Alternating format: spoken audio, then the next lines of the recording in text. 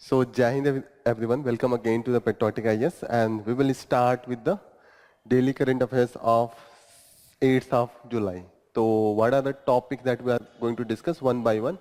First topic will be the new private investment plan slump to 20 years low.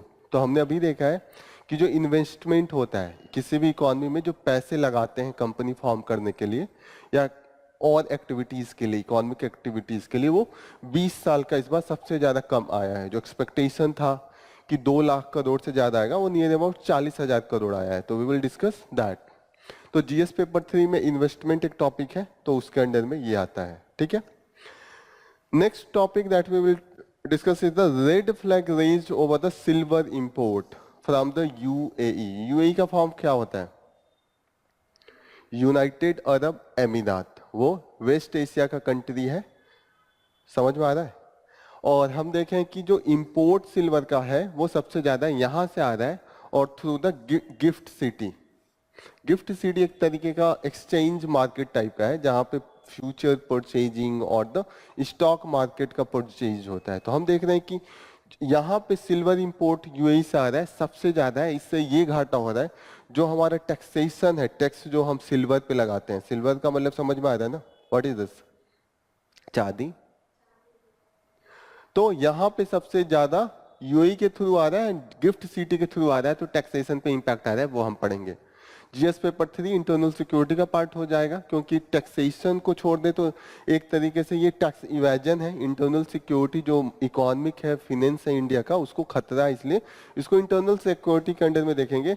Mainly it will be also under the taxation process, तो वो भी GS paper 3 में ही है। After that we will study that the Kerala university to launch genome editing. Gene editing, gene edit करके हम properties change कर देते हैं, क्रॉप का या एनिमल का। तो जीन एडिटिंग के थ्रू हमने यहाँ पे देखा है पॉल स्पॉट, मेनली ये कुछ जो फिशेज हैं, उनकी वैरायटीज हैं, उनका जो ग्रोथ था उसको हम जीन एडिटिंग से बढ़ा रहे हैं। That will be part of GS paper 3 science and technology. Then we will study pre budget consultation concluded से मिनिस्ट्री। जीएस पेपर 3 में आएगा बजट में कि बजट का प्रोसेस क्या होता है, कि पहले हम कंसल्टेशन करते हैं कि किस मिनिस्ट्री को कितना पैसा देना है, क्योंकि फिनेंस मिनिस्ट्री सारे मिनिस्ट्री को कुछ ना कुछ पैसा देता है ना। आप देखते होंगे बजट में कि साइंस एंड टेक्नोलॉजी को इतने पैसे मिले, एग्रीकल्चर वाले डिपार्टमेंट को इतने पैसे मिले, रेलवे को इतना पैसा मिला, different department get the money. तो उसके पहले क्या होता है? कंसल्टेशन। फिनेंस मिनिस्ट्री कंसल्ट करता है कि किसको कितना नीड है। कोई घर का खर्चा चलाए तो उसको हर घर के सदस्य से पूछना पड़ेगा ना, अपने जैसे बच्चों से, कि आपका पढ़ाई में कितना लगेगा। वाइफ से पूछना पड़ेगा कि आपका घर चलाने में कितना लगेगा। अगर उनके मदर फादर हैं, पेरेंट्स जो एल्डरली हैं, उनसे पूछना पड़ेगा कि आपका कितना पैसा लगेगा। Okay. After that we will take that the take nation into the confidence on the border situation at LSC। तो यहाँ पे मेनली हम जो एक लेक है, सॉल्ट वाटर लेक, क्या नाम है उसका? पैंगोंग, सो पैंगोंग लेक। ओके, तो उसके बारे में देखते हैं। उस पे हम देखते हैं कि क्या उसकी कैरेक्टरिस्टिक है, मेनली उसका ज्योग्राफी पढ़ेंगे। Okay. After that we will study that the coffee table book on the Samayapuram Mariamman. Mariamman एक डिटीज है और उस टेम्पल का थोड़ा सा कैरेक्टरिस्टिक पढ़ेंगे, क्योंकि उस पे एक बुक द हिंदू वालों ने निकाला है। कॉफी बुक होता है जिसपे खूब ज्यादा पिक्चर बने हो, आप पलटते जाए, थोड़ा अच्छा भी लगेगा। जैसे कभी आप बड़े कॉफी शॉप में जाइएगा तो वहां पे एक सुंदर सा बुक होता है, खूब सुंदर सुंदर, उसमें पिक्चर्स होते हैं। तो ये इस टेम्पल के पिक्चर्स एंड इसकी इंफॉर्मेशन पे वो बुक है। After that, we will study that the trade imbalance India in Russian army among the key concern for the diaspora। तो इंडिया रसा, क्योंकि हमारे प्राइम मिनिस्टर वहां जाने वाले हैं, तो इंडिया रसा के बीच में रिलेशन कैसे चलेगा उसके बारे में की कॉन्सर्न क्या है उसको डिस्कस करेंगे। GS paper 2 India Russia relation. After that we will study that the PM visit to the Moscow, same India Russia relation पे है। Then we will study that the graphene. Graphene का नाम सुना है आपने? ग्राफीन आपका mobile होता है ना, जो ऊपर का टच स्क्रीन होता है, उसमें ग्राफीन का भी यूज होता है। कई मोबाइल अपना यूज करते हैं, तो ग्राफीन की क्या प्रॉपर्टी होती है वो हम देखेंगे। GS paper 3 science and technology. Then we will study that the old tradition new ties. यहाँ पे अगेन इंडिया रसा रिलेशन के बारे में फर्दर एडिटोरियल है। तो again we will study and after that we will study ANRF, Anusandhan national research foundation plan. Research हम करवाना चाहते हैं इंडिया में हाई लेवल पे, उसके लिए हमने ANRF प्लान बनाया है और उसके थ्रू हम क्या करना चाहते हैं, funding for the research into the India, उसके बारे में पढ़ेंगे। Again GS paper 3 science and technology. Okay, then we will study representation of women in Lok Sabha. Lok Sabha में जो वीमेन्स का रिप्रेजेंटेशन है वो कंटिन्यूअसली कम रहा है। इस लोकसभा में भी कुछ खास नहीं है, मुझे लग रहा है कि लास्ट लोकसभा से थोड़ा कम ही हुआ है। तो कहीं ना कहीं जो वुमेन्स 50% ऑफ द पॉपुलेशन है, अगर उनका रिप्रेजेंटेशन 13% हो, 10 + 3 13, तो that is cause of concern, वो हम देखेंगे। समझ में आ रहा है ना? After that we will study the on expunction power. Expunction क्या होता है, कहां पे ये पढ़ा था एक्सपंक्शन? पार्लियामेंट में डिफरेंट लीडर्स अपना स्पीच देते हैं, कुछ लोग किसी को क्रिटिसाइज करेंगे, कुछ लोग किसी को क्रिटिसाइज करेंगे। तो एक पार्लियामेंट का डेकोरम होता है, किसी को डिफेम उनका स्पीच ना कर दे, उस लाइन को निकाल दिया जाता है। भले वहां पे फ्रीडम ऑफ स्पीच है, लेकिन कुछ एरिया ऐसा जो इम्पैक्ट नहीं करे किसी के प्रिविलेज को या किसी के जो मर्यादा होती है ना एक ओवरऑल पार्लियामेंट को, इसलिए वो पावर किसके पास होती है? स्पीकर या चेयरमैन, जो मेन में बैठे रहते हैं। स्पीकर ओम बिरला जैसे हमने देखा था, और हमारे जो वाइस प्रेसिडेंट है वो चेयरमैन है राज्यसभा के। तो वो लोग इसको निकाल देते हैं, इसी चीज को एक्सपंक्शन कहते हैं। एक्सपंक्शन का मतलब होता है डिलीट करना। जो उन्होंने वर्ड बोला, जैसे राहुल गांधी ने कुछ बोला ऐसा, जो हमारे स्पीकर ओम बिरला को ऐसा लगा कि वो सही नहीं है, तो वो क्या करेंगे, उसको डिलीट करवा देंगे। स्टार मार्क लिखवा देते हैं वहां पे वो लोग जहां पे ये सेंटेंस होता है, और नीचे लिखवा देंगे on the order of the speaker. Okay, then we will study on the Kerala 4 year under graduate program. तो अभी तक हम देखते थे जो ग्रेजुएट अंडर ग्रेजुएट जो हम लोग ग्रेजुएशन करते हैं उसका 3 साल का होता था, लेकिन न्यू एजुकेशन पॉलिसी आई है, उसमें हमने इसको 4 इयर्स कर दिया और कुछ चेंज किया है। तो केरला ने अपना लॉ बनाया है, जैसे एक होता है सेंटर अपना एक मॉडल लॉ बताता है, पॉलिसी बताता है, और जो स्टेट्स होते हैं, क्योंकि जो एजुकेशन है वो स्टेट पावर है, तो जो मेन लॉ बनेगा वो स्टेट्स का बनेगा। तो केरला ने अपना एक लॉ लेके आए हैं on the education for the 4 years. ठीक है ना? Let's start with the front page. New private investment plan slump to the 20 years low. क्या रीजन है? और ये 20 साल का सबसे लो है। 43-44 हजार सिर्फ इन्वेस्टमेंट हुआ है। इन्वेस्टमेंट क्या होता है? बाहर की कंपनी आके यहाँ पे अपनी फैक्ट्री लगाती है, अपनी कंपनी लगाती है, डिफरेंट एक्टिविटीज करती है, उसको इन्वेस्टमेंट कहते हैं। तो इन्वेस्टमेंट जरूरी है किसी भी देश के लिए, ताकि वहां पे जॉब क्रिएट हो, वहां का इकोनॉमी अच्छा हो। कोई कंपनी बाहर से आएगी तो पैसा लेके आएगी, फिर वहां पे मशीन्स नहीं आएंगे, टेक्नोलॉजी नहीं आएंगी, यहाँ के लोकल लोगों को जॉब मिलेगा। और ये इस समय का 20 साल का सबसे लो है, 20 ईयर्स का सबसे कम है। नॉर्मल जो जा रहा था वो जा रहा था नियर अबाउट 2 लाख करोड़ यहाँ पे लिया है। जो नॉर्मल था, नॉर्मल इन्वेस्टमेंट था, that has been the around 2 lakh crore per quarter, but this year it is just the 44,000। तो 4 गुना का कमी हो गया ना, 1/4 हो गया 2 लाख से। क्या रीजन बताया जा रहा है? वन रीजन ये बताया जा रहा है कि अभी जो इलेक्शन हुआ है उसके रिजल्ट कुछ उतने अच्छे नहीं रहे। तो वन रीजन इज दैट कि जो कंपनियां हैं बाहर की भी वो वेट कर रही हैं कि देखा जाए आगे कैसा क्या पॉलिसी होता है, उसके अनुसार हम इन्वेस्टमेंट करेंगे। First reason is that. Okay, दूसरी चीजें ये है कि अभी मानसून का भी वेट कर रहे हैं कि बढ़िया मानसून आए ताकि खेती अच्छी हो, तो उस अनुसार हम इन्वेस्टमेंट करेंगे। और अभी फेस्टिवल्स के सीजन आने वाले हैं, जैसे अभी आएगा दुर्गा पूजा, फिर और भी फेस्टिवल्स आते हैं, जैसे दिवाली आएगी, बीच बीच में और भी आएंगे। कंटिन्यूअसली देखिएगा 1-1.5 महीने में कई फेस्टिवल्स आते हैं, उसमें लोगों की जो एक्सपेंडिचर होता है बढ़ जाता है। तो ऐसे कंडीशन में इन्वेस्टमेंट भी बढ़ जाता है। जैसे कुछ कंपनी ऑलरेडी होंगी वो ज्यादा पैसा लगा नहीं रहे होंगी कि प्रोडक्शन जो होगा 2 महीने बाद करेंगे। जैसे कपड़े की कोई कंपनी है तो नया कपड़ा कब लोग खरीदेंगे? जब कोई फेस्टिवल आने वाला हो। तो ऐसे में वो कंपनी अभी रुक जाएगी, सोचेगी कि जब फेस्टिवल सीजन आएगा तब हम इन्वेस्टमेंट करेंगे या कोई भी न्यू चीज प्रोड्यूस करेंगे। This is all about. ठीक है ना? नेक्स्ट न्यूज है कि जो हमारा इंपोर्ट हो रहा है सिल्वर का, चांदी का, वो यूएई से सबसे ज्यादा हो रहा है और गिफ्ट सिटी के थ्रू हो रहा है।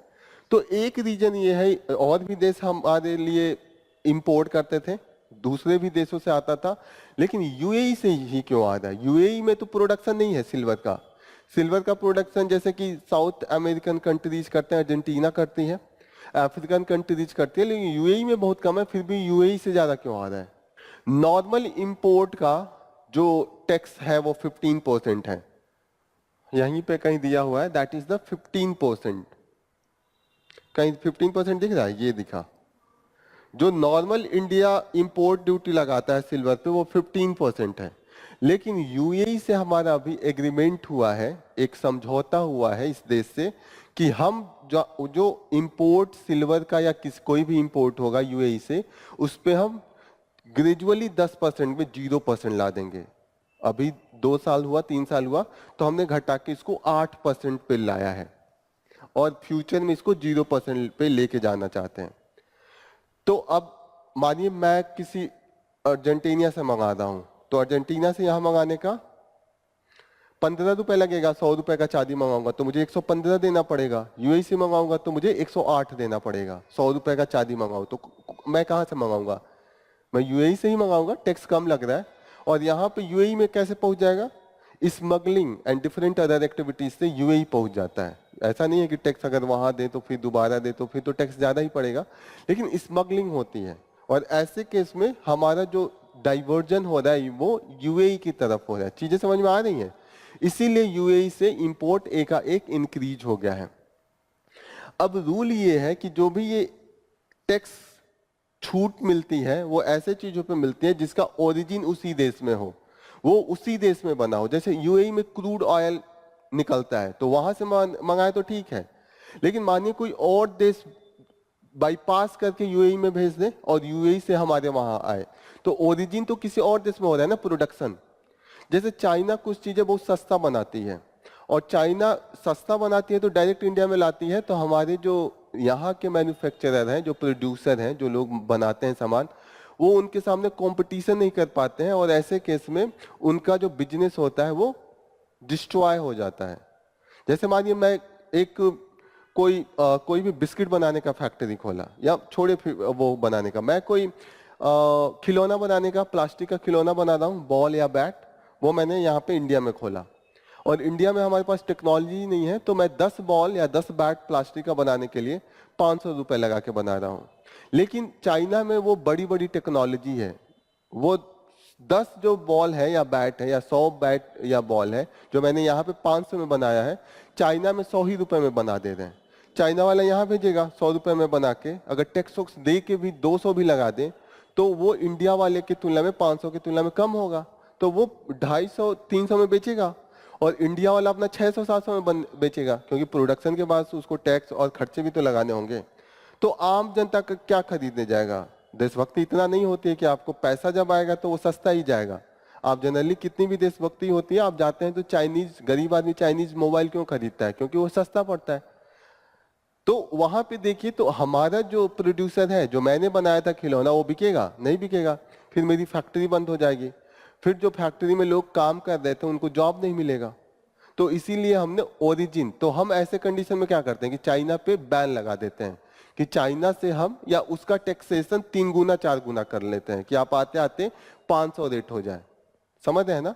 तो ऐसे केस में चाइना क्या करेगा? चाइना देखेगा कि नेपाल से इनकी दोस्ती अच्छी है, तो वो धीरे धीरे सामान चुपके से नेपाल भेज देगा, और नेपाल से इंडिया में आएगा तो भी तो सस्ता पड़ेगा। ओरिजिन, इसीलिए यहाँ पे बात हो रही है, यहाँ पे एक जगह बात हो रही है कि ओरिजिन कहाँ पे है? कहीं पे होनी चाहिए ओरिजिन, रूल ऑफ ओरिजिन, यहाँ पे है ना, रूल ऑफ ओरिजिन दिख रही है? तो रूल ऑफ ओरिजिन यही है कि किस देश में प्रोडक्शन हो रहा है और किस देश में इसको बेचा जा रहा है। ओरिजिन अगर उस देश में नहीं है तो वो, ये जो एग्रीमेंट सस्ता हम टैक्स लगा रहे हैं, इसमें नहीं माना जाएगा। वो माना जाएगा कि वो चाइना से ही आ रहा है, भले वो नेपाल के थ्रू आए, लेकिन हम मानेंगे कि वो चाइनीज प्रोडक्ट है। क्लियर हो रही है ये चीजें?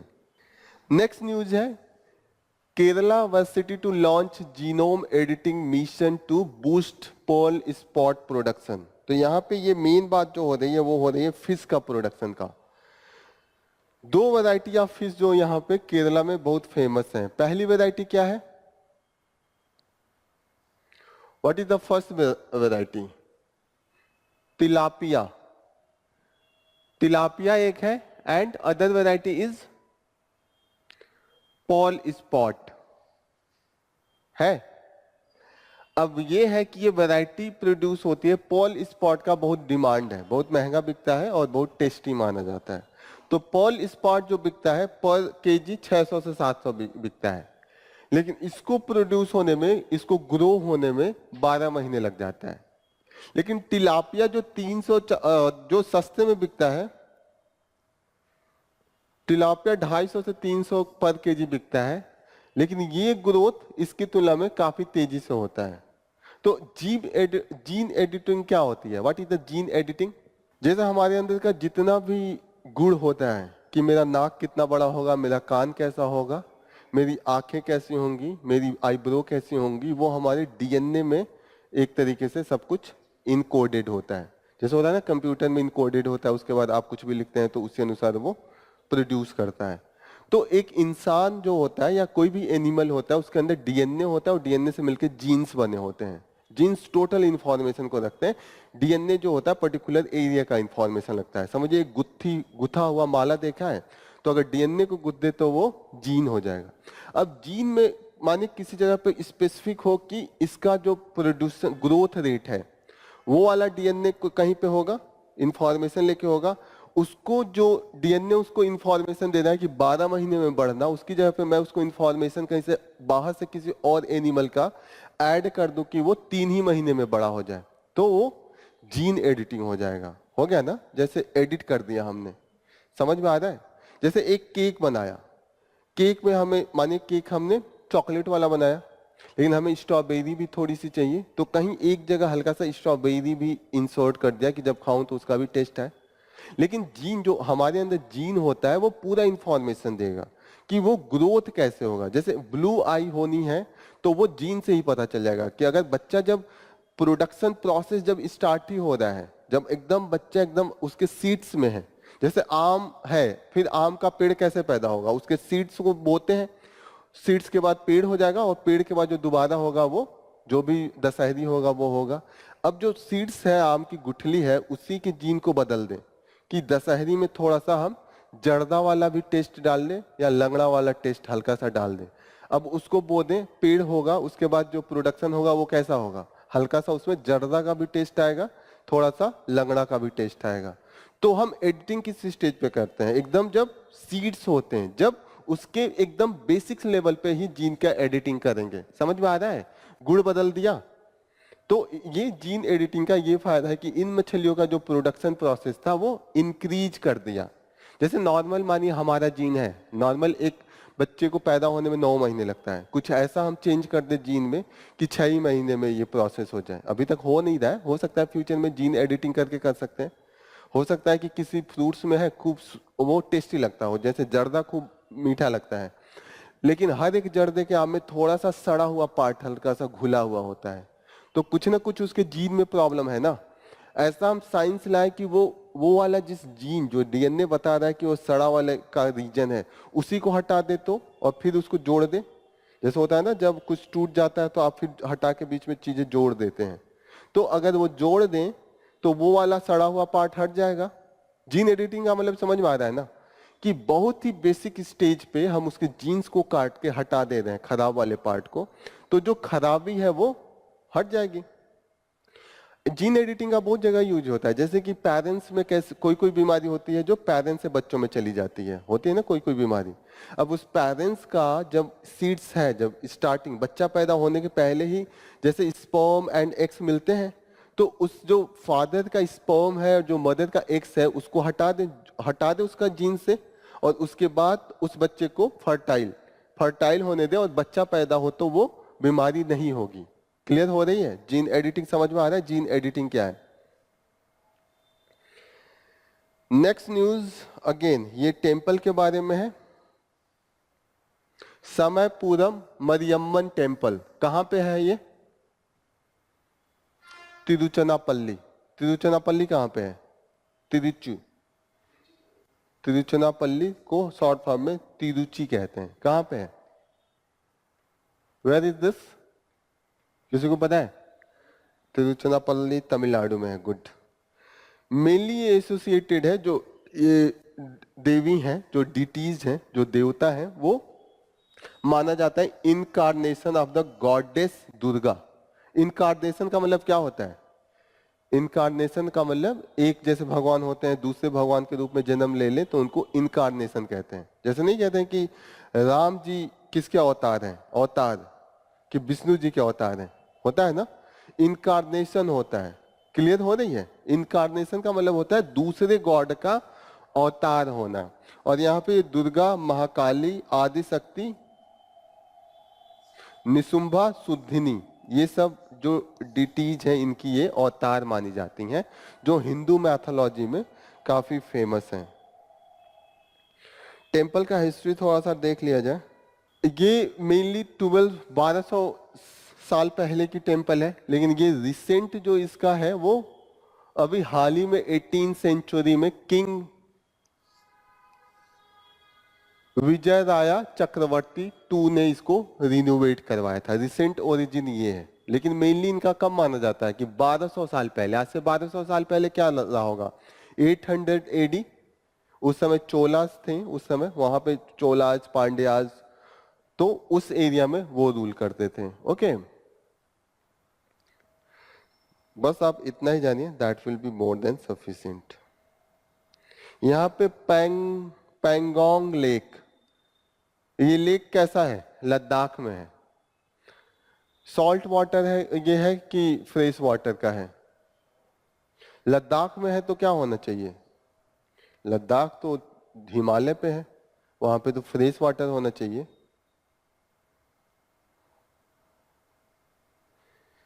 फ्रेश वाटर होना चाहिए ना, क्योंकि तुरंत आइस मेल्ट होगा। समंदर में तो सॉल्ट वाटर होता है ना, खारा पानी। खारा पानी कहाँ होगा? लद्दाख में पॉसिबल है, क्योंकि वहां पे तो बर्फ है, एकदम बढ़िया वाला आएगा। लेकिन ये एक्सेप्शन है, ये एकदम अजूबा है कि ये सॉल्ट वाटर है। इंडिया का सबसे बड़ा सॉल्ट वाटर में one of this is also the salt water. ठीक है, इंडिया का सबसे बड़ा फ्रेश वाटर कहाँ पे है? जम्मू एंड कश्मीर, वुलर लेक का नाम सुना होगा, वुलर लेक है। ओके, तो बस आप इतना जानिए, ये जानिए कि इसका जो आधा हिस्सा है वो चाइना ने कब्जा किया है, आधा हिस्सा इंडिया के हाथ में है।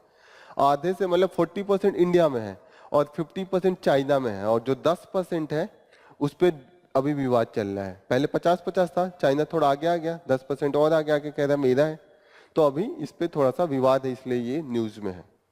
सबसे अच्छी बात, आप वो पिक्चर देखे हैं वो वाली 3 इडियट्स? 3 इडियट्स में लास्ट में नहीं वो आमिर खान चला जाता है, स्कूल खोलता है, नहीं देखा है? 3 इडियट्स नहीं देखा है?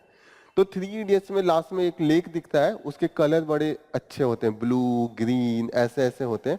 तो ये जो पैंगोंग लेक है ना, पैंगोंग लेक, इसके जो कलर है वाटर का वो चेंज होता रहता है, कभी ब्लू, कभी ग्रीन, कभी रेड हो जाता है, क्योंकि इसमें मिनरल्स के कारण वो as per the sun rays जब चेंज होता है, सन रेज और मिनरल्स जब थोड़े से उनकी रिएक्शन अलग अलग टाइम पर अलग अलग होता है, as per the change in the temperature, तो कलर भी अलग अलग होता है। जैसे रिएक्शन होगा, मानिए कभी 20 डिग्री हो गया तो 20 डिग्री पे कोई और रिएक्शन हो जाए, 30 डिग्री पे कोई और रिएक्शन हो जाए, सन का जो रेज हो वो चेंज हो, तो उससे के कारण इसके सेम लेक कभी आपको ग्रीन दिखेगा, कभी ब्लू दिखेगा, कभी रेड दिखेगा।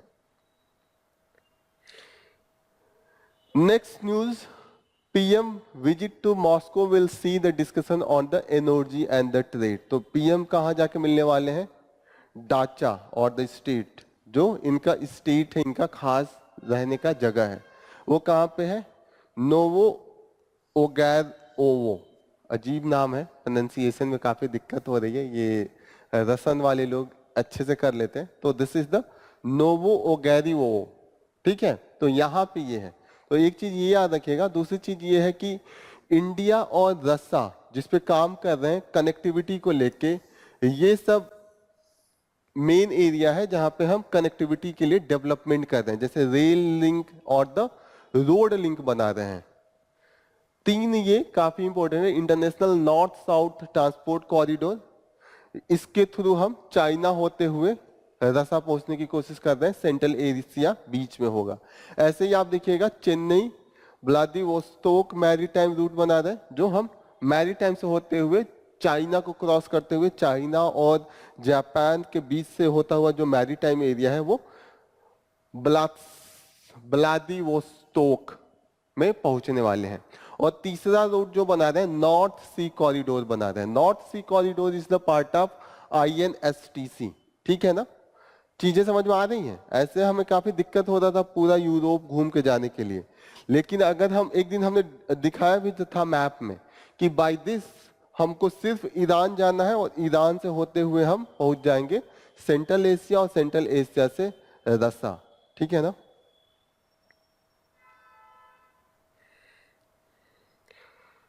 दूसरी चीज इंफॉर्मेशन ये इस न्यूज में दिया हुआ है कि इंडिया का जो डायस्पोरा है, डायस्पोरा का मतलब क्या होता है? डायस्पोरा का क्या मतलब होता है? डायस्पोरा यहाँ पे है ना, डायस्पोरा।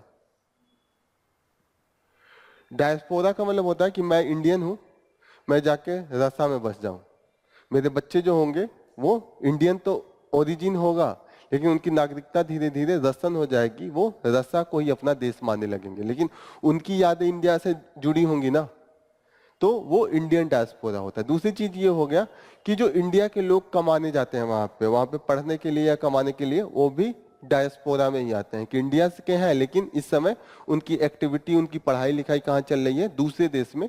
और वो रसा में जो इस समय नंबर है नियर अबाउट 14,000 है जो वर्क कर रहे हैं, और 25 से 30 हजार इंडियंस पढ़ाई कर रहे हैं। तो नियर अबाउट 50,000 के आसपास इंडियंस हैं। कुछ लोग आर्मी में भी काम कर रहे हैं, ये हम लोग अभी देखा है, ठीक है?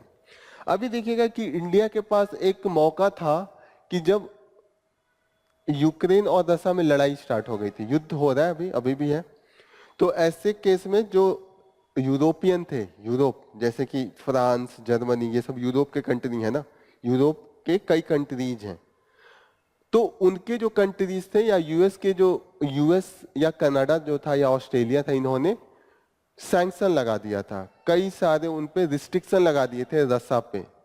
तो ऐसे केस में कई जो यूरोप की कंपनियां थी वो वापस चली गई। तो ऐसे केस में अगर यूरोप की कंपनियां चली गई तो वो प्रोडक्शन में इंडिया जा सकता था। इंडिया को मौका मिल गया ना कि वो जा रहे हैं, मैं अपना कंपनी लगा लूं, आराम से बिक्री होएगा। तो इंडिया ने उसका फायदा उतना नहीं उठा पाया है कि Indian companies are at to filled the space. जो वैक्यूम क्रिएट किया था इंडिया की कंपनियां नहीं कर पा रही। कई कारण हो सकते हैं, जैसे कि हमारे पास उतनी टेक्नोलॉजी नहीं हो, हमारे पास उतना इन्वेस्टमेंट नहीं हो, हमारे पास उतनी वो पोटेंशियल नहीं हो, वर्कफोर्स नहीं हो, कई रीजन हो सकते हैं। That is the reason. Okay, तो ये अभी जो मीटिंग होगी प्राइम मिनिस्टर का, इस पे भी ये चीजें डिस्कस होंगी, ठीक है ना?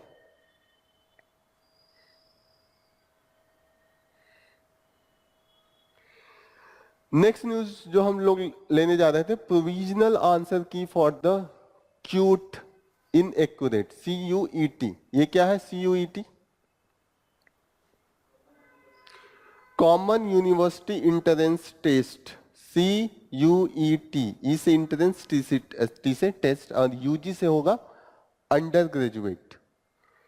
अब ये टेस्ट क्यों हो रहा है कि जैसे कि कोई क्लास 12th पास किया तो उसके बाद उसके ग्रेजुएशन में जाना है, तो सारे यूनिवर्सिटी का उसका क्वालिफिकेशन हो, मतलब कि कौन सा यूनिवर्सिटी मिलेगा उसे, उसके लिए टेस्ट होता है, और उसके बाद काउंसलिंग प्रोसेस होती है, उसके अनुसार उनको सीट मिलता है और फिर उनका एडमिशन होता है। तो हमने देखा है कि ये काफी बच्चे 12th पास करते हैं, सबको एडमिशन चाहिए होता है, तो एग्जाम हुआ था। एग्जाम के बाद क्या होता है कि ये जो जिन्होंने इसको कंडक्ट किया था, किसने कंडक्ट किया था? National testing agency. जो अभी हमने देखा था नीट का भी पेपर इन्होंने ही टेस्ट किया था, इन्होंने ही कंडक्ट किया था। एग्जामिनेशन हो जाता है, एग्जामिनेशन के बाद ये लोग खुद का आंसर की निकालते हैं कि आंसर क्वेश्चन नंबर 1 का आंसर ये है, क्वेश्चन नंबर 2 का आंसर ये है। और जो स्टूडेंट होते हैं उनसे कहते हैं कि अगर आपको लगता है कि जो आंसर दिया गया है वो गलत है और आपको लग रहा है कि आपका आंसर कुछ और है और वो सही होना चाहिए, जैसे मैं स्टूडेंट हूँ, मैंने किसी क्वेश्चन का क्वेश्चन नंबर 6 का आंसर मैंने सोचा कि सी है और Q8 ने इन्होंने आंसर ए दिया हो, अगर मैं स्टूडेंट हूं, मुझे लगता है कि इनका आंसर गलत है, एनटीए का जो इसको कंडक्ट कराती है मुझे लगता है कि इनका आंसर गलत है, तो मैं क्लेम कर सकता हूं। क्लेम करने के लिए मुझे एक फॉर्म भरना पड़ेगा, इसके लिए 200 रुपए देने पड़ते हैं। This is the process. अब इन्होंने अभी अपना आंसर की निकाला है एनटीए ने। अब कई स्टूडेंट को लग रहा है कि मैक्सिमम इनके जो क्वेश्चंस हैं, जो आंसर हैं, वो गलत हैं। जैसे एक एग्जांपल यहाँ पे दिया जा रहा है कि इन्होंने एक क्वेश्चन में लिखा है कि इन्वायरमेंटल प्रोटेक्शन एक्ट 1987 किस इंडियन कॉन्स्टिट्यूशन के किस प्रोविजन के द्वारा इसको लाया गया था। ठीक है, जो एनटीए का आंसर है उन्होंने 38 दिया है और एक स्टूडेंट कह रहा है कि ये आर्टिकल 253 होना चाहिए, इनका आंसर गलत है। आर यू गेटिंग ना? तो ऐसे केस में ऐसे ऐसे बहुत से क्वेश्चन है। अब इन्होंने बोल दिया है कि एक क्वेश्चन के लिए आप अगर फॉर्म भरते हैं तो 200 रुपए पर क्वेश्चन लगेगा। मानिए 20 क्वेश्चन गलत है तो कितना लगेगा? 4000 हो जाएगा। एक क्वेश्चन का 200 तो 10 क्वेश्चन का 2000, 20 क्वेश्चन का 4000। ये स्टूडेंट कह रहे हैं इनके 30-30 क्वेश्चन गलत हैं। कई पेपर होता है ना, कई स्ट्रीम के लिए, मानिए कोई मैथ से है, कोई केमिस्ट्री से है, कोई ह्यूमैनिटी से है, कोई लॉ से है, सबका अलग अलग है। लॉ वालों का तो अलग एग्जामिनेशन होता है, लेकिन जो नॉर्मल यूनिवर्सिटी का एग्जाम होता है तो उसमें भी बहुत से स्ट्रीम है, साइकोलॉजी है। ओके, तो यहाँ पे इनके नंबर ऑफ क्वेश्चन काफी गलत है। ऑलरेडी एनटीए काफी न्यूज में है क्योंकि paper leak and other thing. अब फिर से न्यूज में आ गया क्योंकि ये आंसर की ही गलत दे रहे हैं। ये लेवल पे आजकल ये चल रहा है, मतलब कंट्रोवर्सी चल रही है। अब हमारे लिए इंपॉर्टेंट है कि ये जानना आर्टिकल 253 क्या है। आर्टिकल 253 जो यूनियन गवर्नमेंट है उसको पावर देती है। जैसे हमने पढ़ा था कि 3 लिस्ट होती है, जैसे सेंटर है, यूनियन गवर्नमेंट है और स्टेट गवर्नमेंट है, उनको किस सब्जेक्ट पे बनाने का पावर है वो उस लिस्ट में लिखा रहता है। वो खोल के लिस्ट देखते हैं, जैसे मानिए एजुकेशन हुआ, इन्वायरमेंट हुआ या कोई भी चीज हुआ तो इस पे पावर किसके पास है वो हम डिफरेंट लिस्ट में देखते हैं। ठीक है, अब जो यूनियन लिस्ट है और स्टेट लिस्ट है उस पे यूनियन ही बना सकता है और स्टेट ही बना सकता है। लेकिन कभी कभी ऐसा होता है कि यूनियन स्टेट लिस्ट पे भी लॉ बना देता है। क्यों लॉ बना सकता है? अगर इंटरनेशनल एग्रीमेंट हुआ और इंडिया को वो चीज फुलफिल करना है और वो अगर सब्जेक्ट स्टेट लिस्ट में है तो भी यूनियन उस पर लॉ बना सकता है। वो आर्टिकल 352 बताता है। 352 क्या बोलता है कि अगर इंडिया किसी इंटरनेशनल फोरम पे कोई एग्रीमेंट करता है और वहां पे इंडिया को उस पे लॉ बनाना पड़ेगा। जैसे इन्वायरमेंट है, इन्वायरमेंट वैसे कंकरेंट लिस्ट में है, पहले ये स्टेट में था, उठा के इसको कंकरेंट में कर दिया गया। कंकरेंट में था तो भी इंडिया का इंटरनेशनल जैसे था स्टॉक होम कन्वेंशन 1972 में, तो वहां पे इंडिया पे ऑब्लिगेशन आया कि इन्वायरमेंट को प्रोटेक्शन के लिए आप लॉ लाइए। और उसके बाद इन्होंने लॉ लाया था 1986 में, इन्वायरमेंट प्रोटेक्शन एक्ट, इन्वायरमेंट को बचाने के लिए। तो ये कहीं ना कहीं इंटरनेशनल कन्वेंशन था और इंटरनेशनल कन्वेंशन को इंप्लीमेंट करने के लिए आर्टिकल 253 पावर देती है सेंटर को कि वो स्टेट सब्जेक्ट में भी लॉ बना सकती है, इसलिए ये सही था। ठीक है, आर्टिकल 38 क्या बात करती है? आर्टिकल 38 बात करते हैं कि स्टेट को जो इंडिया का सिस्टम है ओवरऑल प्रोडक्शन का, मीन्स ऑफ प्रोडक्शन, वो ऐसा सिस्टम बनाना चाहिए कि इनइक्वालिटी नहीं आए, ओवरऑल इक्वालिटी आए। तो मैं एक बार वो आर्टिकल आपको दिखा देता हूं, just wait for 1 second. Article 38 दिख रहा है, the state to secure social order for the promotion of welfare of the people. ठीक है, ऐसा सोशल ऑर्डर होना चाहिए जहां पे आम जनता को जस्टिस किस तरीके का, सोशल, इकोनॉमिक एंड पॉलिटिकल मिल सके। ये हमने प्रीएम्बल में पढ़ा था, जस्टिस की बात हो रही थी। And minimise the inequality in the income and individual to eliminate the inequality in status. तो यहाँ पे इन्वायरमेंट की तो बात हो नहीं रही है, यहाँ पे तो इक्वालिटी इनइक्वालिटी की बात हो रही है। तो इन्होंने आंसर में ये दिया है और वो स्टूडेंट कह रहा है कि 253 होना चाहिए, क्योंकि यहाँ पे तो इक्वालिटी इनइक्वालिटी की बात हो रही है, इन्वायरमेंट तो है ही नहीं कहीं पे भी। तो क्लियर हो रहा है?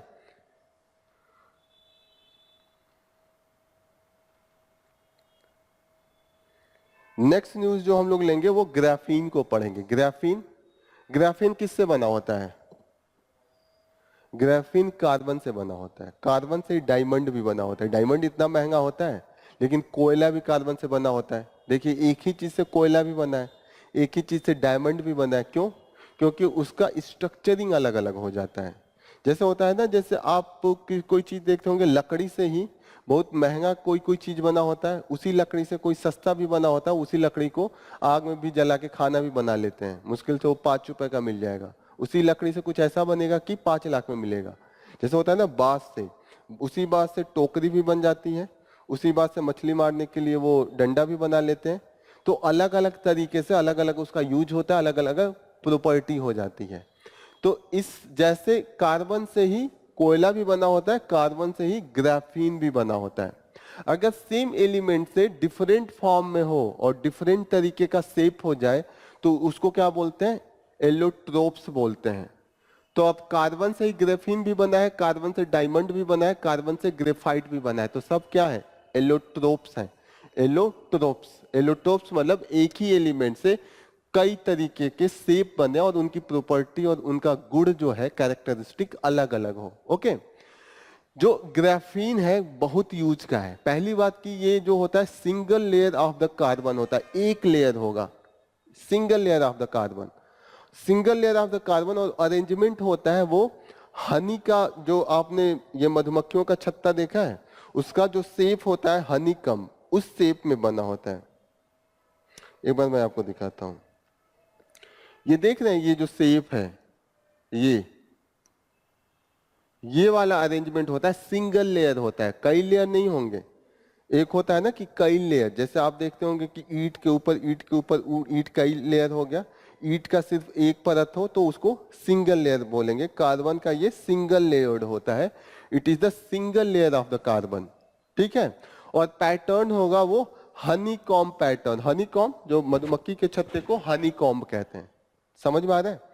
इसकी प्रॉपर्टी ये है कि ये it is a nano material, it is a stronger than diamond. Diamond देखा है ना कितना मजबूत होता है, ये डायमंड से भी ज्यादा स्ट्रॉन्गर होता है। And it is more conductive than the silver. Conductive का मतलब होता है इलेक्ट्रिसिटी का जो पासेज होता है, किसमें सबसे ज्यादा पास होगा, किसमें सबसे ज्यादा तगड़ा झटका लगेगा, उसको कंडक्टिविटी कहते हैं। कि उसमें जो इलेक्ट्रॉन पार्टिकल है कितना तेजी से फ्लो करेगा, उसके अनुसार इलेक्ट्रिसिटी प्रोड्यूस होती है। तो ये सिल्वर माना जाता है कि सिल्वर का इलेक्ट्रिसिटी कंडक्शन बहुत हाई होता है, लेकिन इससे भी हाई ये होता है। And more elastic than the rubber. Elastic का मतलब होता है, रबर को क्यों इलास्टिक कहते हैं? जैसे रबर को ऐसे दबाइए, हटाते ही फटाक से वापस आता है। जितने तेजी से जो चीजें वापस आती है उसको इलास्टिक कहते हैं। जैसे रबड़ आप लोग बांधते हैं, ऐसे कीजिए फिर छोड़िए तो फटाक से आता है। तो इलास्टिसिटी के ही प्रॉपर्टी के कारण आता है। इस गुण को इलास्टिसिटी कहते हैं। तो ये रबड़ की जो इलास्टिसिटी होती है उससे भी ज्यादा इसमें इलास्टिसिटी है। तो हर प्रॉपर्टी आ गया, खूब तगड़ा वाला, स्ट्रांग भी है, इसमें कंडक्शन भी बहुत ज्यादा है, इलास्टिसिटी भी बहुत ज्यादा है, एंड लाइटर देन एल्यूमिनियम, हल्का भी बहुत है। तो आप मोबाइल का जो टच स्क्रीन देखते होंगे इसमें सारी प्रॉपर्टी है। ओके। तो all this thing are there. जैसे आपको सिंपल एक लेयर बनाना है तो इसके जैसे टेप आप लगाइए, किसी अपने जो पेंसिल होता है, पेंसिल के ऊपर एक ऐसे टेप लगाइए और उसको वापस कीजिए तो वो एक लेयर ऑफ द ग्रेफाइट आपका वापस आ जाता है। ओके। इसको जो कंपनीज होती हैं वो डिफरेंट टेक्नोलॉजी लगा के इसको निकालती है और इसको बनाती है। ओके।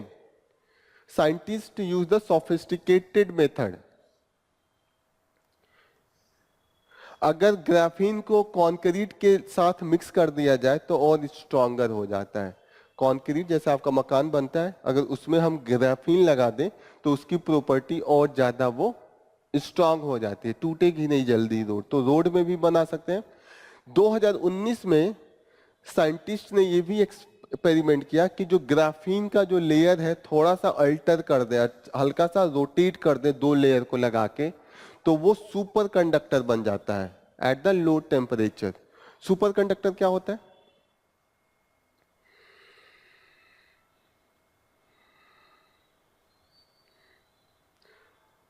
सुपर कंडक्टर वो होता है जैसे इलेक्ट्रिसिटी जब हम तार से भेजते हैं तो उसमें रेजिस्टेंस भी होता है, वो लॉस भी होता है कुछ इलेक्ट्रिसिटी का। सुपर कंडक्टर में लॉस थोड़ा भी नहीं होगा। लॉस क्यों होगा? घर्षण के कारण, रेजिस्टेंस के कारण। जैसे आप जमीन पे कोई गोल सा ऐसे पहिया ऐसे रोल करें तो वो पहिया धीरे धीरे जाएगा, आगे रुक जाएगा, क्योंकि जमीन उसके खिलाफ भी कुछ लगा रही है, घर्षण अपने आप रुक जाता है। घर्षण लगता है तभी तो। कोई कोई चीज बहुत दूर तक जाती है तो उस पर घर्षण कम लगता है क्योंकि वो बहुत प्लेन और मजबूत होता है। जैसे आप कभी स्टील का ऐसे फेंकिए गोल वाला छल्ला तो वो दूर जाएगा, लेकिन वही आप लकड़ी का भेजिए तो तुरंत पास ही में हो जाएगा। तो घर्षण जो होता है जितना कम होगा उतना मतलब दूर तक हो जाएगा, और घर्षण नेग्लिजिबल हो जाएगा, जीरो हो जाएगा तो वो कभी रुकेगा ही नहीं, वो चलता जाएगा, पृथ्वी का गोला लगाता रहेगा, कभी रुकेगा ही नहीं, घर्षण ही नहीं है। सुपर कंडक्टर ये होता है जब रेजिस्टेंस जीरो हो जाएगा। तो अगर ऐसा इलेक्ट्रिसिटी बना दें सुपर कंडक्टर वाला तो रेजिस्टेंस होएगा ही नहीं, लॉस होगा ही नहीं, तो इलेक्ट्रिसिटी का जो प्रोडक्शन होगा वो बहुत हाई लेवल पे होगा। जितना पैदा होगा उतना लोगों का यूज होगा, बेनिफिट होगा। तो सुपर कंडक्टर जिस दिन बन जाएगा, इलेक्ट्रिसिटी का जो डिमांड है अपने आप कम हो जाएगा, क्योंकि जितना भी इलेक्ट्रिसिटी बनेगा उतने से हमारा जो हमारी नीड है वो फुलफिल हो जाएगी। ठीक है, लेकिन अभी तक जो सुपर कंडक्टर है वो डिफरेंट टेम्परेचर पे होता है, नॉर्मल टेम्परेचर पे नहीं होगा, और उतना नॉर्मल टेम्परेचर मेंटेन करना काफी कठिन होता है। चीजें क्लियर हो रही हैं? ग्रेफाइन का चीजें समझ में आ गई कि ग्रेफाइन का क्या प्रॉपर्टी है? यहां पे बात हो रहा है कि old tradition new ties, Narendra Modi must try to convince Vladimir Putin to end the Ukraine war. अब समझिए, मोदी जी जाएंगे और पुतिन से बोलेंगे कि प्लीज लड़ाई झगड़ा कम कर दीजिए, पुतिन मान जाएंगे, तुरंत युद्ध खत्म, ऐसा ये बोल रहे हैं, ऐसा लिख रहे हैं।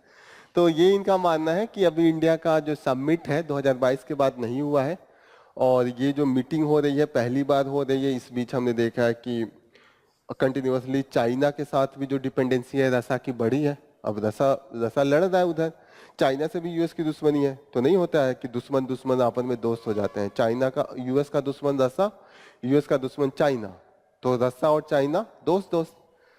अब दिक्कत यह है कि इंडिया का दोस्त रसा और इंडिया का दुश्मन चाइना। अब एक का दोस्त और एक का दुश्मन वो दोस्त बन गए, तो अब हमें डर लगेगा ना कि अरे ये तो दुश्मन उसका दोस्त बन रहा है, कहीं हमारी दोस्ती खराब ना हो जाए। तो ये भी चीज आ रही है यहाँ पे कि रसा का जो दोस्ती है चाइना से बढ़ रहा है, उसको इंडिया को लेकर थोड़ा सा हमें टेंशन हो रहा है कि अरे वो तो उसका दोस्त बन जा रहा है, हमारी दोस्ती खतरे में आ जाएगी। ओके, हमारी और रसा की दोस्ती बहुत पुरानी है। 1971 में मैंने बताया था कि जब युद्ध हो रहा था पाकिस्तान के साथ, जो उसको अब हमने बांग्लादेश बना दिया है, तो उसमें रसा हमारे साथ खड़ा था और पाकिस्तान के साथ यूएस खड़ा था। तो तब से हमारी जो रसा, जब उस समय हमने रसा के साथ, रसिया के साथ हमने एक ट्रीटी ली थी, उसका नाम था Soviet union peace and friendship treaty. वो अभी भी बरकरार है, अभी भी हम इसका रिस्पेक्ट करते हैं। इसीलिए हमने देखिएगा कि रसा, यूएस इतना प्रेशर बना रहा था इंडिया पे कि उसकी यूएन में उसके खिलाफ हम वोटिंग करें और क्रिटिसाइज करें, लेकिन इंडिया रसा का क्रिटिसाइज नहीं किया, नहीं वोट किया, मैक्सिमम में एब्सटेन हम कर रहे थे। ठीक है ना? तो ये हमारी दोस्ती अभी भी है। कंटिन्यूअसली प्रेशर था पूरे वेस्टर्न कंट्रीज का कि हम रसा को क्रिटिसाइज करें, लेकिन हमने कहीं नहीं किया। एससीओ का मीटिंग हो, ब्रिक्स का मीटिंग हो, G20 का मीटिंग हो, कहीं पे भी क्रिटिसिज्म नहीं हुआ है। That is a good thing. समझ में आ रही है? इस आर्टिकल में यही है। नेक्स्ट आर्टिकल हो रहा है कि ANRF plan has got off on wrong foot.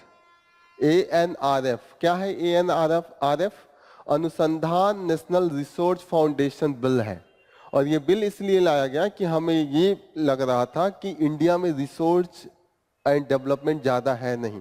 जैसे हमारे कॉलेज में हम लोग भी पढ़ते हैं, कभी ना कभी कॉलेज में थे हमने, तो हमने देखा होगा कि हम लोग एक्सपेरिमेंट पे ज़्यादा ध्यान नहीं दिलाया जाता है। टीचर बस थ्योरी पढ़ा दिया फिर चला गया। अब जब हम एक्सपेरिमेंट ही नहीं करेंगे तो कैसे जानेंगे कि नई चीज़ क्या है, और फिर कैसे हम उस पर नया चीज़ बनाएंगे? स्टूडेंट ही तो रिसर्च करता है, उसके बाद साइंटिस्ट करते हैं। मेन हमारे कॉलेज में जो लोग PhD करते हैं वो भी रिसर्च करते हैं। तो वहाँ पे अगर चीज़ें, मशीनें हो ही नहीं तो आदमी रिसर्च कैसे करेगा? तो उसके लिए पैसे चाहिए। अगर आपको रिसर्च करना है तो you need the money as well, funding as well. विदेश से भी तो मशीन लाने पड़ेंगे, और भी मशीन्स की जरूरत पड़ती है, नई नई टेक्नोलॉजी की जरूरत पड़ती है। ऐसे केस में हमारे पास नहीं था, तो हमने 2019 में national research foundation project start किया और इसके लिए हमने एक एक्ट ही बना दिया। एक्ट बना देने से ये होता है कि उसका एक ज्यादा वेटेज बढ़ जाता है, उसकी वैल्यू बढ़ जाती है। तो हमने कौन सा एक्ट बनाया है? अनुसंधान नेशनल रिसर्च फाउंडेशन। और इसके अंडर में हमने कमिटी बनाई, एक 15 लोगों का मेंबर बोर्ड बनाया और 16 मेंबर एग्जीक्यूटिव काउंसिल बनाई कि ये लोग सजेशन देंगे, रिकमेंडेशन देंगे कि how we have to use the fund और कैसे कलेक्शन हो। लेकिन दिक्कत ये है कि मोस्ट ऑफ द रिसर्च जो होगा वो कॉलेज और यूनिवर्सिटीज में होती है, लेकिन कोई भी किसी भी कॉलेज या यूनिवर्सिटीज का नहीं है। विदेश के लोग हैं या तो जो जो सेक्रेटरीज हैं, जैसे ये जो आईएएस लोग होते हैं, डिफरेंट सेक्रेटरीज, उनको रख दिया। तो अब ये बोले कि सारे डिपार्टमेंट के सेक्रेटरीज को रख दिया। अब आपने जब कॉलेज में ही कराना है, जो उस कॉलेज का टीचर है या वहां का स्टूडेंट है वो बताएगा ना कि क्या क्या दिक्कत है। अब जो मिनिस्टर के साथ सेक्रेटरी है तो मिनिस्टर के साथ दिन रात घूम रहा है, उसको तो ग्राउंड रियलिटी नहीं है ना। मानी यहाँ पे किसी को बताना हो कि इस क्लासरूम में क्या दिक्कतें हैं, क्या इंप्रूव किया जाए, तो यहाँ पे आके जो पढ़ रहा है वो बताए, या तो जो टीचर है वो बताए। जैसे ये हो कि यहाँ का एसी काम कर रहा है या नहीं कर रहा है, या यहाँ का चेयर सही है कि नहीं है, बैठने में कंफर्टेबल है कि नहीं है। तो जो यहाँ पे रहता होगा या आता होगा वही बताएगा ना। बाहरी लोगों से हम पूछे उसको क्या पता। तो यही बात यहाँ पे हो रही है कि हमने जो आउटसाइडर्स को लेके मैक्सिमम चीजें भर ली है, उससे इसको कोई फायदा नहीं हो पाएगा।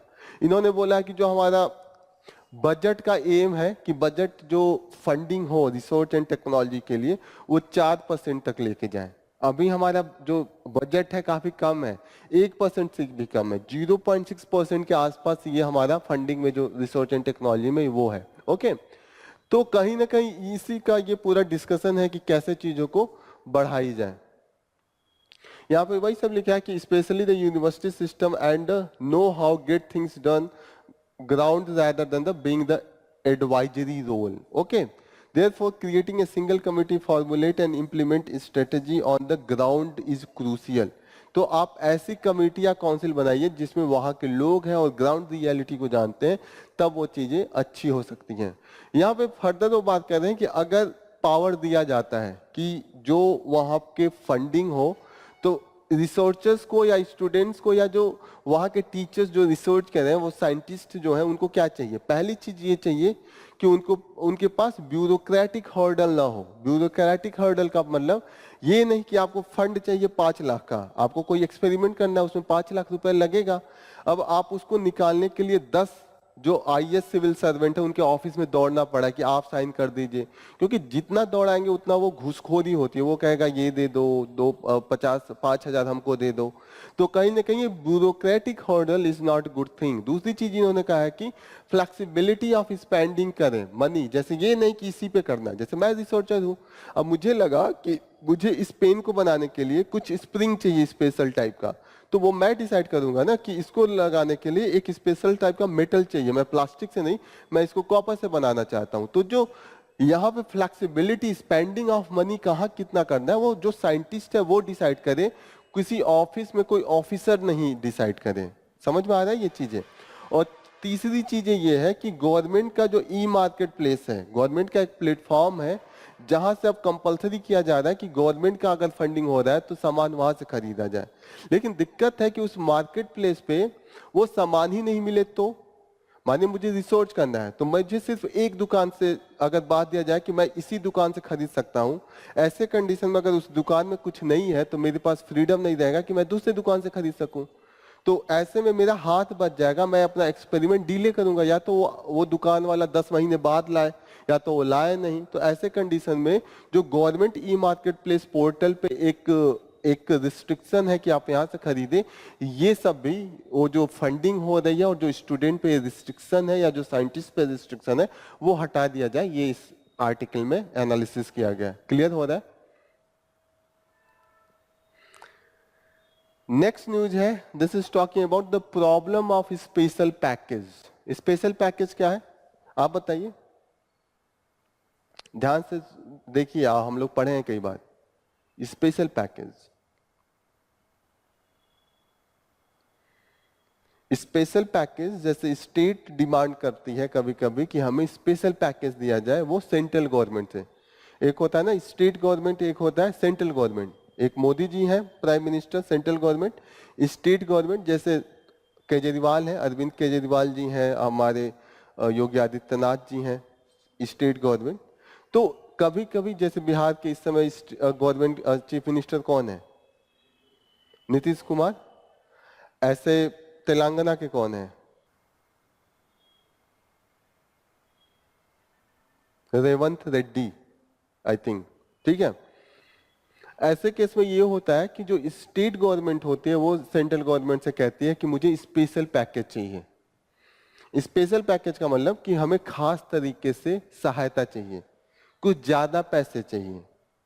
ऐसे कंडीशन में अगर सेंटर ज्यादा पैसे देने लगे किसी के डिमांड पे, सेंटर का क्या काम है कि सभी स्टेट को देखे कि उनकी नीड क्या है, उनकी क्या पोटेंशियल है और उनका क्या कंट्रीब्यूशन है, पॉपुलेशन कितनी है, एजुकेशन में नीड है कि उनकी हेल्थ में नीड है कि उनकी अदर एरिया में नीड है, ट्रांसपोर्टेशन में नीड है। उसी अनुसार उनको पैसा दे कि गरीब लोग वहां पे ज्यादा हैं, वहां पे ट्राइबल लोग ज्यादा हैं, ये सब देख के वो पैसा दे।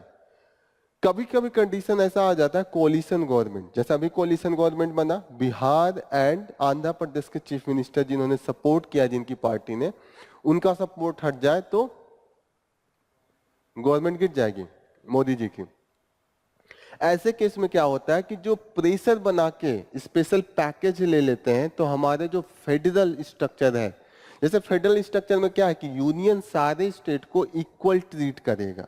अब ये नहीं कि आपका उनके साथ गवर्नमेंट बन गया तो आप उनको स्पेशल पैकेज दे दे, तो ऐसे क्या होगा कि एक तो वो पैसे ज्यादा मांगने स्टार्ट करेंगे, कैसे भी उसका यूज करेंगे तो मिसयूज होना स्टार्ट हो जाएगा। और जो फेडरलिज्म है, फेडरलिज्म का क्या मतलब है? इंडिया फेडरल है, फेडरल का मतलब जो स्टेट्स हैं उनका भी अपना खुद का अस्तित्व है और उनका भी इक्वली ट्रीटमेंट होना चाहिए बाय द यूनियन। जो सेंट्रल गवर्नमेंट है वो हो नहीं पाएगा, जो हमें माना जाता है। इंडिया का ऑलरेडी यहाँ पे बोला गया है कि जो कॉन्स्टिट्यूशन ने हमें बोला है कि इंडिया विल बी फेडरल। कई बार ये भी क्रिटिसाइज किया जाता है कि इंडिया फेडरल नहीं है, इंडिया इज द यूनियन की तरफ बायस है कि यूनियन के पास ज्यादा पावर है, या माना जाता है कि क्वासी फेडरल है। क्वासी फेडरल का मतलब फेडरल ही जैसा है पर एग्जैक्ट फेडरल नहीं है। हम लोग जब पॉलिटिक्स को पढ़ेंगे फेडरलिज्म तो वहां पे हम अच्छे से डिस्कस करेंगे, लेकिन अभी देखिएगा कि अभी यहाँ पे जो डिस्कशन हो रहा है वो डिस्कशन हो रहा है कि different power, different articles that gives union to give the different grants to the state. तो पहला हम लोगों ने एक दिन पढ़ा था कि फिनेंस कमीशन बनाया जाता है। फिनेंस कमीशन आर्टिकल 280 के अंडर में आता है और वो बताता है कि कितना किसको डिवीजन होना चाहिए। दो तरीके का डिवीजन की बात करता है फिनेंस कमीशन। एक फिनेंस कमीशन बात करता है कि सेंटर और ज्यादा टोटल स्टेट्स हैं उनके बीच में कितना डिवीजन होना चाहिए। एक दिन मैंने समझाया था ना, याद है आप लोगों को? एक दिन हम लोग डिस्कस किए थे कि पहला जो वो बताता है कि ये यूनियन एक तरफ हो गया और दूसरी तरफ सारे इकट्ठे मिलके स्टेट्स हो गए। स्टेट्स यूपी, बिहार, आंध्र प्रदेश सब यहाँ पे हो गया। अब इनके पास दोनों ने मिलके 100 रुपए कमाया है। अब फिनेंस कमीशन ये बताएगा कि 100 रुपए में इनको 60 रुपए दे दिया जाए, इनको 40 रुपए दे दिया जाए। ये डिसीजन कौन लेगा? Finance commission. फिनेंस कमीशन दूसरा डिसीजन ये लेता है कि इनको 40 दे दिया गया, अब 40 में डिफरेंट स्टेट है तो यूपी को 2 रुपए दिया जाए, दिल्ली को 2.5 रुपए दिया जाए, बिहार को 1.5 रुपए दिया जाए। ये 40 का डिवीजन इन लोगों में कैसा हो ये भी फिनेंस कमीशन ही बताता है। अलग अलग स्टेट को अलग अलग नीड है ना, अलग अलग पॉपुलेशन है। यूपी और गोवा को एक पैसा नहीं दिया जा सकता क्योंकि उनका पॉपुलेशन अलग अलग है, नीड अलग अलग है। तो इनके बीच में डिवीजन जो है वो भी फिनेंस कमीशन ही बताता है, आर्टिकल 280। एक और स्पेशल तरीके का ग्रांट का प्रोविजन है जो आर्टिकल 282 के अंडर में आता है। इसको कहा जाता है कि नॉन फिनेंशियल, जैसे कुछ अलग से जरूरत पड़े, इसको कहा जाता है कि मिसलेनियस फिनेंशियल प्रोविजन 282। 280 के अंडर में फिनेंस कमीशन बनेगा, वो डिवीजन करेगा। 282 के अंडर में एक अलग से अगर किसी को प्रोविजन है, किसी को पैसे देने हैं, ग्रांट, ग्रांट का मतलब एडिशनल ग्रांट की अलग से पैसे, जैसे फाइनेंस कमीशन बता दिया। लेकिन मानिए एक तेलंगाना में चक्रवात आ गया, तो उसको कुछ पैसे जरूरत होंगे बनाने के लिए, उसके बिल्डिंग्स ढह गए, उसके डैम टूट गए, तो ऐसे कंडीशन में स्पेशल एडिशनल ग्रांट दिया जाता है कि उस स्टेट का स्पेशल है तो 282 है। एक और ग्रांट का प्रोविजन है जो 275 के अंडर में दिया जाता है। अगेन देखिए 280 यहाँ पे है, 280 फाइनेंस कमीशन बताएगा, distribution of the grant to the state and assistance, and 275 भी है। 275 बताता है कि disbursement of the grant of state in the need of assistance as provided by article 275। एक तो हो गया कि कभी चक्रवात आ गया या ऐसा हो गया, लेकिन एक तो ऐसा भी तो ग्रांट दिया जाएगा कि स्पेशल ग्रांट की इस स्टेट में कुछ ऐसे आदिवासी लोग हैं जिनको स्पेशल नीड की जरूरत है, तो ऐसे में 275 होगा। 3 आर्टिकल हम लोग पढ़ रहे हैं, 275, 280 एंड 282, और ये फाइनेंशियल डिवीजन की बात कर रहा है between the centre and state and among the states as well. तो ये कह रहे हैं कि ऐसे केस में अगर हम प्रेशर में आके किसी एक को स्पेशल पैकेज दे रहे हैं, तो जो हमारा फिजिकल फेडरलिज्म है वो कहीं ना कहीं सस्टेन नहीं कर पाएगा। और ऐसे ही इंडिया को माना जाता है कि कई कंडीशन में इसको माना जाता है कि ये फेडरल कैरेक्टर नहीं है। जैसे कि अगर इमरजेंसी लगा दिया जाए तो सारा power, most of the power union के पास चला जाता है, स्टेट का पावर छीन जाता है, तो ऐसे केस में यूनिटरी हो जाता है। और यहाँ पे दिया है कि ये इमरजेंसी 356 के अंडर में स्टेट में भी लगा जाए तो सारा पावर किसके पास चला जाता है कि, तो ऐसे केस में सुप्रीम कोर्ट ने अपने एक जजमेंट में state of Rajasthan versus union of India case 1977 में बोला था कि इंडिया का जो पॉलिटी है it is like the amphibians, it is like the amphibians. Amphibians का मतलब एक ऐसा एनिमल जो पानी में भी रह ले और जमीन पे भी रह ले। मेढक होता है, दोनों जगह चल सकता है। और कोई एग्जाम्पल? क्रोकोडाइल्स, टर्टल्स भी आके जमीन पे भी चलते हैं, वहां पे भी रहते हैं। क्रोकोडाइल्स भी आके जमीन पे चल लेता है फिर वापस चला जाता है।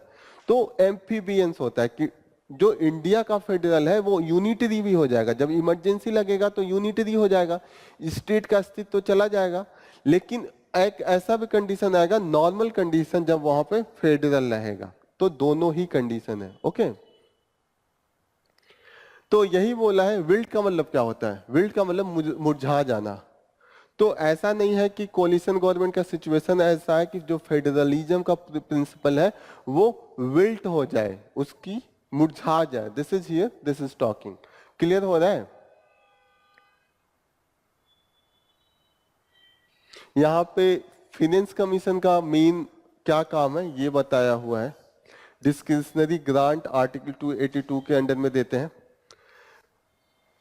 फाइनेंस कमीशन क्लियर हो रहा है? 280। Next, representation of women in the Lok Sabha. हमने देखा है लोकसभा में जो रिप्रेजेंटेशन है ऑफ वुमेन इस बार का है वो हल्का सा घटा है। लास्ट टाइम कितना था? लास्ट टाइम 78 था, 14.4%, एंड अभी जो है 13.6% है, तो कम हो रहा है। 78 से घट के 74 आ गए, तो 4 कम हुई वुमेन। अब वीमेन का पॉपुलेशन कितना है पूरे कंट्री में? 50% के आसपास है। 50% पुरुष, 50% महिला। टोटल नंबर ऑफ सीट्स कितने हैं? 543। इसका आधा कितना होना चाहिए? 270 वीमेन्स होने चाहिए। 270 की जगह पे पिछली बार 78 थे, इस बार 74 थे। तो एक तरीके से जो उनका पॉपुलेशन है उससे उनका कम है। अब देखिएगा जो पार्टीज जिन्होंने, खासकर कांग्रेस एंड बीजेपी का देखते हैं, तो बीजेपी एंड कांग्रेस दोनों ने इस बार नियर अबाउट 12 से 15% के बीच में कैंडिडेट को अपना टिकट ही दिया था। टिकट जो दिया था, टिकट का मतलब समझ है, जीतने के पहले, वो तो जीत के उतना है, जीतने के पहले जो टोटल था उसका 75% 15% बीजेपी ने दिया है, 12% 12.6% इनका पिछली बार था बीजेपी का। इस बार थोड़ा सा इन्होंने बढ़ा के 3% बढ़ाया है। कांग्रेस का देखिएगा, कांग्रेस लास्ट टाइम इन्होंने 52 करा था, इस बार इन्होंने 41 ही करा है, लेकिन परसेंटेज सेम रहा है क्योंकि इन्होंने, कांग्रेस ने इस बार लेस नंबर ऑफ सीट से कंटेस्ट किया और अपने कोलिशन को दे दिया, तो परसेंटेज सेम है, लेकिन number of seats in women को जो दिया है 52 से कम होके 41 है।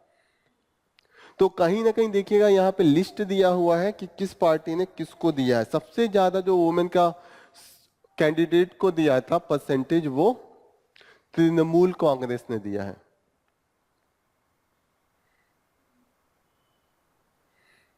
%37, वो भी 50% नहीं पहुंचा है, 37% ही है। इनके बाद किसने दिया है? आरजेडी ने दिया, सपा ने दिया है 16%, फिर इसके बाद आरजेडी ने दिया है 14%, यही है ना। सीपीआई मार्क्सिस्ट ने दिया है 14.5%, फिर उसके बाद आएगी बीजेपी, ये 2019 का है। इस बार का देखिएगा, इस बार बीजेपी कांग्रेस यहाँ पे है, इस बार सबसे ज्यादा फिर तृणमूल ने ही दिया 25%। ये 2019 का था, ये 2024 का है। अच्छा, आरजेडी ने भी इस बार 29% दिया, तो इनका भी काफी अच्छा है। सबसे ज्यादा इस बार तो आरजेडी का हो गया परसेंटेज, आरजेडी के पास तृणमूल का है। आरजेडी समझ में आ रहा है, राष्ट्रीय जनता दल इस बार सबसे ज्यादा है, तो ये याद रखिएगा, आरजेडी इज द हाईएस्ट।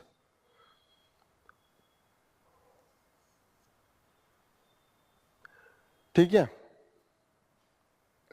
कभी भी वुमेन्स के बारे में लिखना है सोसाइटी में भी आप इस सब का एग्जाम्पल दे सकते हैं। 78, 74, 70 के आसपास है, 13%, ये सब याद रहेगा ना। 13% एकदम एग्जैक्ट नहीं भी हो तो कह सकते हैं कि 10% के आसपास ही इनका हमेशा होता है। Next news, expansion power. क्या एक्सपेंशन? एक्सपेंशन क्या है? What is this expansion? Delete जैसे होता है ना, इसका मतलब होता है डिलीट। एक्सपेंशन का मतलब होता है कोई लाइन डिलीट कर देना। अब जो हमारा पार्लियामेंट है उसमें जो वहां पे एमपीज है या मेंबर है, उनको फ्रीडम ऑफ स्पीच है, और फ्रीडम ऑफ स्पीच के चक्कर में वो इतना ज्यादा कुछ बोल देते हैं जो उसकी मर्यादा के बाहर चला जाता है। फ्रीडम ऑफ स्पीच है तो इसका मतलब आप पे क्रिमिनल केस से ये सब स्टार्ट नहीं होगा, वो सब फाइल नहीं होगा। लेकिन इसका मतलब ये नहीं कि आप कुछ भी बोले उसको रिकॉर्ड में लेके चला जाए। तो ऐसे केस में वहां के जो मेन होते हैं, जो वहां के कंडक्ट करते हैं, स्पीकर एंड चेयरमैन, राज्यसभा को चेयरमैन एंड लोकसभा को स्पीकर, तो वो लोग कुछ कुछ ऐसे वर्ड हैं जो जैसे लोग बोलते हैं तो लिखते रहते हैं, वहां पे देखिएगा कि बीच में लोग बैठ के लिखते रहते हैं, तो वहां पे स्पीकर कोई कोई चीज लाइन को हटवा देते हैं। और ये पावर जो आता है वो किसके अंडर में आता है? रूल्स 353 कहां पे दिया? Rules 380 and 381 for the Lok Sabha and 261 for the Rajya Sabha. इनका खुद का रूल बुक होता है कि कैसे प्रोसीजर होगा, कैसे कंडक्ट होगा, कैसे चीजें होंगी। तो ये जो पावर स्पीकर और चेयरमैन को मिलता है वो rules 280 and 281 for the Lok Sabha and 261 for the Rajya Sabha. ये समझ में आ रहा है? जो इनको फ्रीडम देता है आर्टिकल 105 देता है कि अगर ये कुछ भी बोले और चीजें ऐसी हो जो किसी को डिफेम करे, फिर भी इन पे केस नहीं चलता है।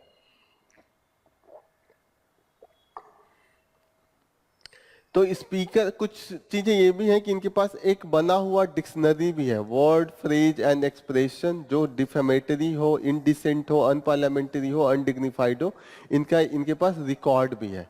और दूसरी चीज है कि जो चेयरमैन है और जो स्पीकर है उनके पास डिस्क्रिशनरी पावर भी है। उनको भी लगे कि ये चीजें सही नहीं है, ये चीजें हमारी जो पार्लियामेंट है उसके मर्यादा के अनुसार नहीं है, या डेकोरम को खराब कर रहा है, या किसी को डिफेम कर रहा है, या किसी के रिलीजियस को हर्ट करेगा, तो वो हटवा देते हैं। और ऐसे केस में वहां पे नीचे स्टार लगा के लिख दिया जाता है कि दिस इज, यहाँ पे कहीं दिया हुआ है कि this is omitted from the printing, print नहीं होगा। लेकिन दिक्कत ये है कि आजकल लाइव टेलीकास्ट होता है, यहाँ पे भाषण हो रही है, लोग देख रहे हैं, तुरंत उसका वीडियो भी बन जाता है।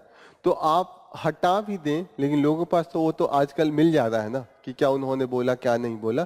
तो ये आजकल हम देख रहे हैं कि देखिए, however the relevance of practice of expunging remark, कि आप एक्सपॉन्ज करें वो अब रेलिवेंट नहीं है। आप ये चाहते थे लोगों के पास वो ना जाए, अब लाइव टेलीकास्ट हो रहा है तो डायरेक्ट वो पहुंच ही जाता है।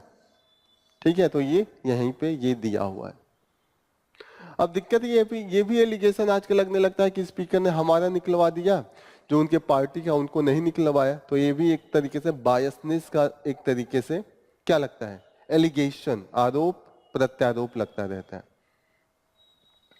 नेक्स्ट न्यूज है कि Kerala 4 year under graduate program, इन्होंने लॉ बनाया है। इसके अंडर में ये होता है कि its provide the maximum flexibility. इसकी ये खासियत है, केरला ने एक नया कानून लेके आया है जो ये डिफाइन करेगा, ये गवर्न करेगा, ये रेगुलेट करेगा कि वहाँ के जो ग्रेजुएट बच्चे हैं उनकी डिग्री कैसे मिलेगी, उनको कैसे पढ़ना है। और ये काफी एक तरीके से प्रोग्रेसिव माना जा रहा है। प्रोग्रेसिव ये है कि 1 साल बढ़ा दिया, पहले 3 साल का अब 4 साल का।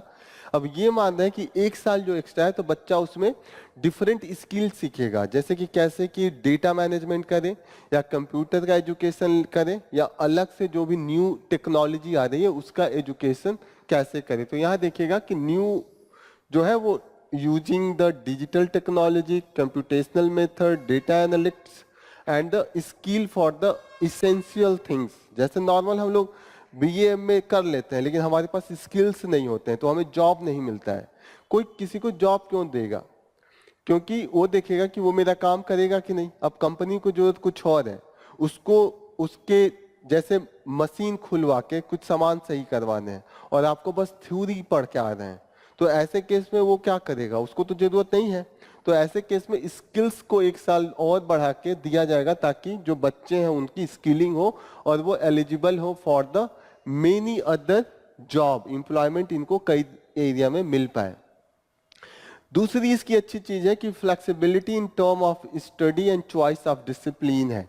जैसे पहले होता था आपने एक सब्जेक्ट से एडमिशन ले लिया तो आपको उसी सब्जेक्ट में 3 साल रहना पड़ता था। अब ये है कि बीच में आपको लगे कि नहीं मैंने सोशियोलॉजी लिया है लेकिन मुझे पॉलिटिकल साइंस लेना है, तो आप बदलवा सकते हैं। तीसरी चीज ये भी है इसमें कि स्टूडेंट पे बर्डन नहीं है, वो चॉइस कर सकता है। जैसे आपको है कि 1 साल में 5 पेपर है, अब आपको लगा कि 5 पेपर मेरे बस का बात नहीं है, मैं इस बार 2 ही पेपर पढ़ पाऊंगा, तो आप चॉइस कर लीजिए कि इस बार सिर्फ 2 ही पेपर देंगे, बाद में आप बाकी के 2-3 पेपर एडजस्ट करेंगे कि ये भी चॉइस दिया गया है। ओके, डिग्री का किस डिसिप्लिन में है वो भी चेंज कर सकते हैं। यहां पे है कि फ्लेक्सिबिलिटी है कि चॉइस ऑफ द डिसिप्लिन वो चेंज कर सकते हैं, move from one discipline to the other study. समझ है ना कि आपने स्टार्ट किया सोशियोलॉजी से, बाद में आपको लगा बायोलॉजी पढ़ना है, आपको हिस्ट्री पढ़ना है, तो यू कैन चेंज।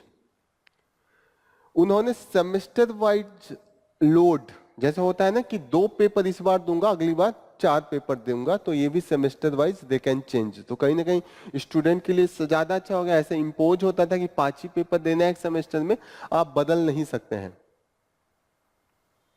इंस्टीट्यूट भी चेंज कर सकते हैं। जैसे आपने 1 साल अपने गांव वाले कॉलेज से पढ़ा, अब फर्स्ट ईयर के बाद आपको लगा कि नहीं इस बार सेकेंड ईयर में मुझे जाके शहर से करना है, तो आप वहां से छुट्टी लेके सेकेंड ईयर में एडमिशन करवा लेंगे। ऐसे होता था कि आपको फिर फर्स्ट ईयर में जाके एडमिशन करवाना पड़ता था। जैसे आप पहले सुनते होंगे कि 11 यहाँ से पढ़ूंगा तो 12 भी यहीं से पढ़ना पड़ेगा। तो अब ये सब चीजें धीरे धीरे हटाई जा रही हैं कि आप 11 यहाँ से पढ़ लीजिए, 12 कहीं से और पढ़ लीजिए। यहाँ ग्रेजुएशन में भी ये है कि फर्स्ट ईयर आप कहीं और से पास कीजिए, सेकेंड ईयर कहीं और से, थर्ड ईयर कहीं और से, आपके पास ऑप्शंस है। ओके, तो कहीं ना कहीं ये सब चीजें स्टूडेंट को ये भी देंगी कि थर्ड ईयर के बाद ही अगर उसने छोड़ दिया तो उन्होंने एक क्राइटेरिया रखा है कि अगर आपका क्रेडिट जो है, अभी मार्क्स परसेंटेज में नहीं होगा, क्रेडिट होगा, कि आपको 10 क्रेडिट में से 7 क्रेडिट इसमें दे दिया गया, 12 क्रेडिट में से 9 क्रेडिट इसमें दे दिया गया, तो क्रेडिट के हिसाब से देखा जाएगा कि आप उस कोर्स को पास करके कि आपको डिग्री दी जाएगी। 3 साल में भी आपको डिग्री दे सकते हैं। और आपका बहुत अच्छा परफॉर्मेंस हुआ तो 4 ही साल में, जो हम लोग पीएचडी करते थे ना रिसर्च वाला, तो स्पेशल टाइप का डिग्री ये दे सकते हैं जिसमें ये बोल देगा कि आपका जो रिसर्च की कैपेबिलिटी है ऑनर विद द रिसर्च दे देगा। 4 ही साल में। अगर कोई स्टूडेंट काफी ब्राइट है, काफी मेहनत कर रहा है, काफी डेडिकेशन दिखा रहा है, तो उसको अलग से भी एक अच्छी डिग्री दे दी जाएगी कि ऑनर विद द रिसोर्स। तो ऐसे केस में कहीं ना कहीं हम देखेंगे कि हम सिटीजनशिप को किधर की तरफ ले जा रहे हैं, कि एक तरीके से नॉलेज सोसाइटी बना रहे हैं और एम्प्लॉयबिलिटी बच्चों का बढ़ा रहे हैं, कि एम्प्लॉय जो पहले ये नौकरी देने के लायक नहीं थे, अब उनको कई नौकरी लेने के लायक हम बना रहे हैं। पहले होता था ना कि आपको आता क्या है, सिर्फ नॉर्मल भी ये किया है, आपको हिस्ट्री ज्योग्राफी आता है, उसका यूज किया है, लेकिन कहीं ना कहीं वो बहुत कुछ यहाँ से सीख के जाएंगे कि डिजिटल टेक्नोलॉजी, कंप्यूटेशनल मेथड, तो कहीं ना कहीं उनको कई एरिया में वो एम्प्लॉयमेंट के लिए भी एलिजिबल होंगे और डेप्थ ऑफ नॉलेज भी हो सकता है। लेकिन यहाँ पे कुछ क्रिटिसिज्म है। अब हर चीज की लोग कोई ना कोई बुराई करेगा, किसी को पुराने वाले सिस्टम से बहुत प्यार मोहब्बत होता है, तो वो कहेंगे अरे ऐसे कंडीशन में आप कर लेंगे तो जो पहले वाला ट्रेडिशनल सिस्टम था वो तो डिसमेंटल हो जाएगा। ओके, कोई कोई ये कहेगा कि इसमें डेप्थ नॉलेज नहीं है, जैसे इसमें आपको 3 साल तक कभी मार्क्स का ये थ्योरी, मार्क्स का वो थ्योरी, तो ये पढ़ा पढ़ा के मार्क्स में आपको मास्टर बना देते थे। लेकिन अब आपको कुछ थोड़ा बहुत मार्क्स को पढ़ाएंगे और थोड़ी देर आपको डिफरेंट स्किल सिखाएंगे, तो आप मार्क्स को गहराई से नहीं जान पाएंगे। ये कहना चाहते हैं कि lack in the depth of the study. कई सब्जेक्ट तो पढ़ा रहे हैं लेकिन उसमें डेप्थ में भी नहीं जाएंगे, आप हर चीज को थोड़ा थोड़ा जानेंगे। क्लियर? कुछ लोग ये कह रहे हैं कि जो आपने इतना कुछ सिखाने की तो बात कर दी, लेकिन इंफ्रास्ट्रक्चर नहीं है अभी बात, तो इंफ्रास्ट्रक्चर भी बढ़ाने की जरूरत है। तो ये क्रिटिसिज्म यहाँ से यहाँ तक किया हुआ है। ये दीज आर द क्रिटिसिज्म। समझ में आया? I hope now we have covered most of the जितने भी इंपॉर्टेंट एरिया हैं उनको कवर किया है और थोड़ा सा क्लियरिटी भी आई होगी चीजों को लेके। So here we will conclude our session. Thank you for joining the session. All the best. जय हिंद।